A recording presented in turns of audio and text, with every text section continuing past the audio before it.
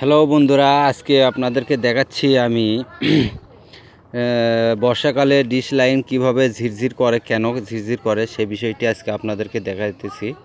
দেখুন আমার হাতে একটি কাপলার দেখতে পাচ্ছেন আপনারা। তো আমি কিন্তু মোটামুটি পোলে উপরে উঠে আইছি, নিচে থেকে দেখতে পাচ্ছেন, আপনাদেরকে দেখাই যে এখানে আমি পোলের উপরে উঠছি। তো পোলের উপরে উঠে আপনাদেরকে বিষয়টি ভাবলাম যে না দেখালে হয়তো বা আপনারা অনেক কিছু বুঝতে পারবেন না। তো দেখুন এখানে কিন্তু এর ভেতরটায় অনেকটা মরিচা পড়ে গেছে, এখানে মরিচা পড়ে গেছে, এপাশেও এখানে কিন্তু বৃষ্টির পানি পেয়ে এখানে কিন্তু মরিচা পড়ে গেছে।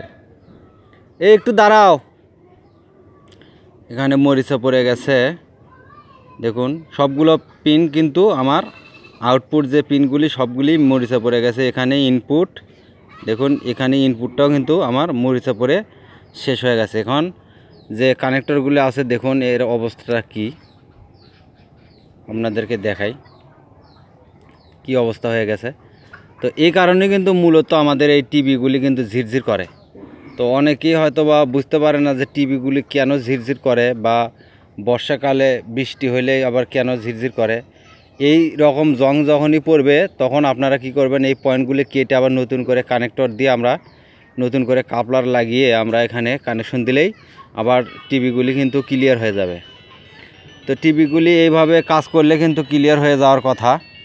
এই রকম যদি সমস্যা হয় তখন কিন্তু আপনারা একটা জিনিস ফেস করবেন কি, যে তখন দেখা যায় যদি এরকম জং ধরে থাকে, বৃষ্টি আসলে কিন্তু টিভিগুলি খুব ক্লিয়ার হয়, এবং রোদ আসলে আবার রোদ যখন ওঠে তখন আবার টিভিগুলি ঝিরঝিরি হয়। এর কারণ যেটি সেটি হলো, যখন বৃষ্টির পানি এর ভেতরে ঢোকে এই জংয়ের মাঝখান দিয়ে কানেকশনটা ভালোভাবে পায়, বৃষ্টির পানির মাধ্যমে যে কানেকশনটি পায় জংকে মানে সংযোগটি ভালোভাবে দেয়।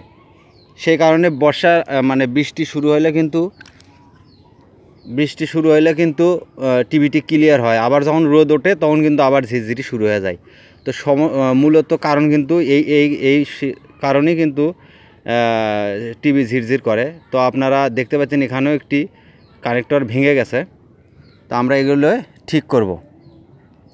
তো আপনারাও যদি এরকম কোনো সমস্যার সম্মুখীন হন, আপনারা অবশ্যই এগুলো ঠিক করে নেবেন। ঠিক করে নিলে ইনশাল্লাহ আমি মনে করি যে সব সমস্যার সমাধান হয়ে যাবে। তো দেখা হবে পরবর্তী ভিডিওতে। সে পর্যন্ত সবাই ভালো থাকুন, সুস্থ থাকুন। চ্যানেলটি সাবস্ক্রাইব করে থাকলে ধন্যবাদ, আর সাবস্ক্রাইব না করে থাকলে অবশ্যই চ্যানেলটি সাবস্ক্রাইব করে নিন। আল্লাহ হাফেজ।